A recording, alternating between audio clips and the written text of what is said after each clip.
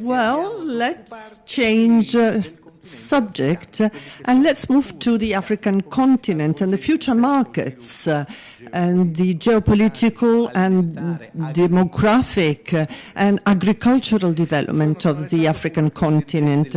I'm here with Alessandro Cugno from the Italian Trade Agency, who's going to tell us about a new project being developed.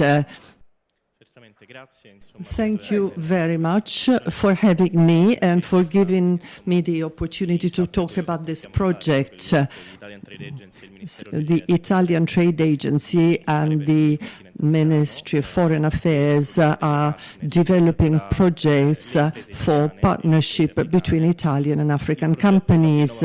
The project is called Lab Innova for Africa, named after the former Italian ambassador Luca Attanasio, recently died in Congo. It's an entrepreneurial project for African entrepreneurs. We're working in 13 different African countries, and besides promoting training and increase the international potential of African companies, we perform a selection.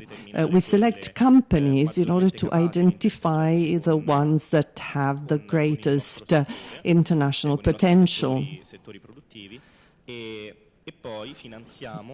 And then we fund most of the costs. We bear the costs incurred by these African entrepreneurs in order to come to Italy and attend our trade fairs, such as EIMA. Now we are present at EIMA with a number of delegates.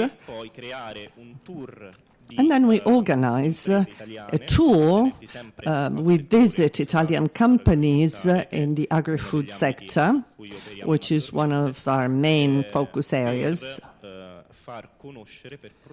to promote Italian companies abroad. From a practical viewpoint, has the project been developed? Well, we select a number of target countries, now, especially the pilot countries in the Mattei plan. We provide business training in the target sectors identified. The agri-food sector is fundamental. Then, if we have time, I'll explain the reasons for that.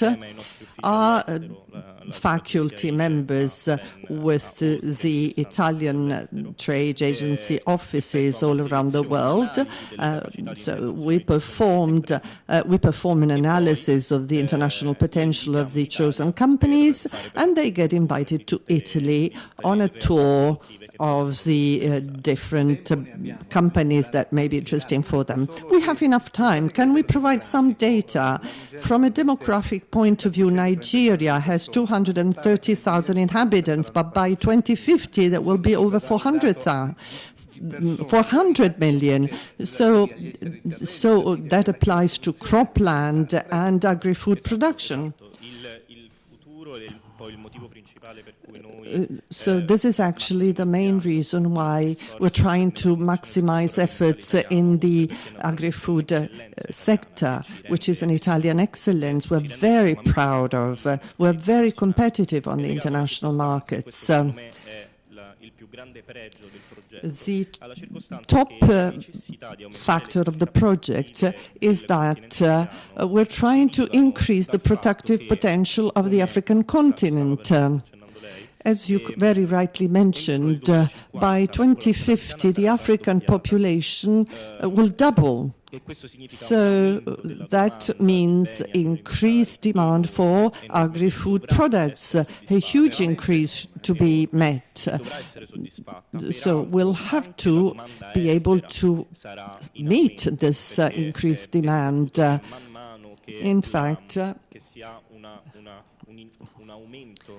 when we have increase in GNP, the sectors that tend to be aside are the primary sectors in favor of the secondary and tertiary sectors. So production will increasingly move to Africa, where we have 60% of arable land still available in the world. And the agri-food sector in Italy, at the moment, and of course we're expecting a growth, accounts for over 42% of the employed population in the country. So that means investments aimed at increasing the productive capacity of Italian agri-food companies by using Italian technology, you know, the leading technologies in agriculture and food production, will make it possible to meet a number of goals supporting the economic growth on both sides,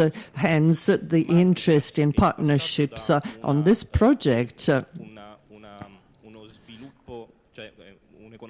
So going from a traditional agri-food structure, traditional farming practices, to modern farming practices, will make it possible, possibly, hopefully, to avoid major problems that may be seen in the future. Thank you very much. Hopefully that comes true. Thank you very much for joining us today. We'll be talking about Africa again. AIMA 2024 is focused on Africa. Thank you very much.